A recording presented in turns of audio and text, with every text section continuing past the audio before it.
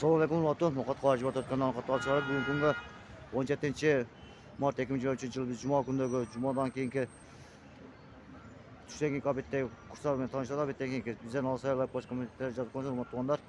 Shundan birga kelayotgan Ramazon oyingiz qutlug' bo'lsin. O'zim notimdan janob Muqat Qoji Botir kanalining nomidan janob Gulpozordan inshaalloh sizlar boringizlarda bugungi juma bayramini qutlaymiz. Kelayotgan o'zimizlar bilan qutlaymiz. Ketganda kurs qanday qoldi ekan, shundan keyin kurs uchun ma'lumot olamiz. Ketdik.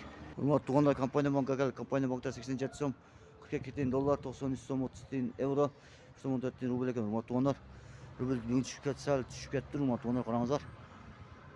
Ketganda boshqa banklar qarasa qanday ekan ko'ramiz. Hurmatli do'stlar, biz hozir Kasbiy bankka keldik. Kasbiy bankda 87 so'm, 42 tiyin dollar, 93 so'm euro, 14 tiyin rubl ekan. Hurmatli do'stlar, qarangizlar. Bu yerda dedilar shunday ekan.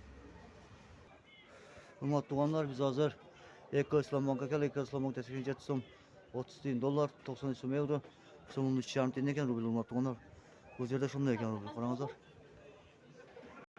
Hurmatli do'stlar, bu yerda 87 so'm, 60 tiyin dollar, 100 so'm 13 tiyin rubl, qozoq tengasi 0,4 tiyin, 4,75 tiyin ekan. Qarangizlar, hurmatli do'stlar, vali chiqdi.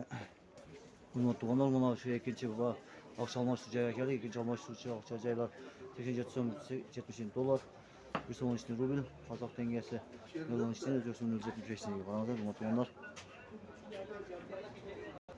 Hurmatli do'stlar, shuni ham Muqat Qoji Botir kanaliga sizlarni xushvaqt, tinch omon bo'linglar.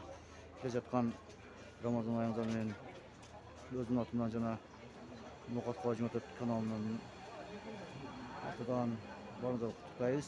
Kelayotgan Ramazon oyingizlar qutlug' bo'lsin. Ertangi ko'rishishga tinch omon bo'linglar. Assalomu alaykum va rahmatullohi va barakatuh. Tinch omon bo'linglar.